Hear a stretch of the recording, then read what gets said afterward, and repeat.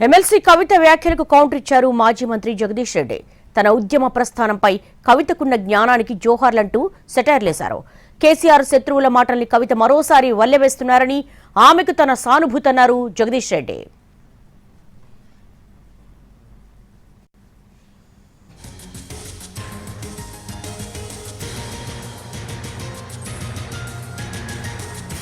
మాజీ మంత్రి జగదీష్ రెడ్డిని ఉద్దేశించి తీవ్ర విమర్శలు చేశారు కవిత.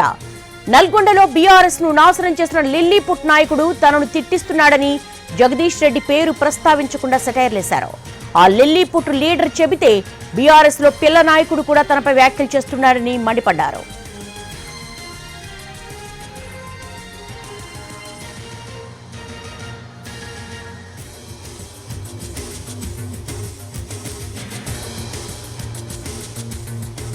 ఒక లిల్లీపుట్ నాయకుడు నల్గొండలో బీఆర్ఎస్ పార్టీని నాశనం చేసిన ఒక లిల్లీపుట్ నాయకుడు ఆమెవరు ఈమెవరు అని మా గురించి మాట్లాడుతూ ఉన్నారంటే మరి ఆయనకు ప్రోత్సాహం ఇస్తున్నది ఎవరో కూడా ప్రజలు ఆలోచించుకోవాలి.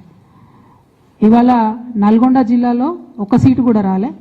ఆయన సీటు సావు తప్పి కన్నులొట్టవైన చందంగా చివరి నిమిషంలో అనుకోకుండా గెలిచినటువంటి సీటు.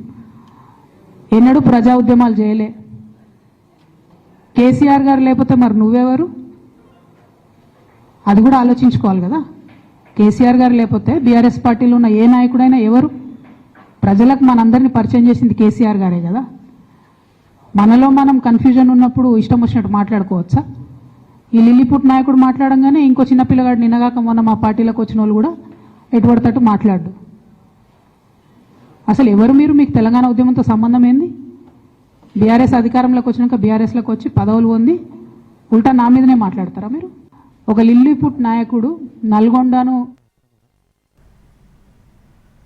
ఎమ్మెల్సీ కవిత వ్యాఖ్యలకు కౌంటర్ ఇచ్చారు మాజీ మంత్రి జగదీష్ రెడ్డి. తన ఉద్యమ ప్రస్థానంపై కవితకున్న జ్ఞానానికి జోహార్లంటూ సెటైర్లేశారు.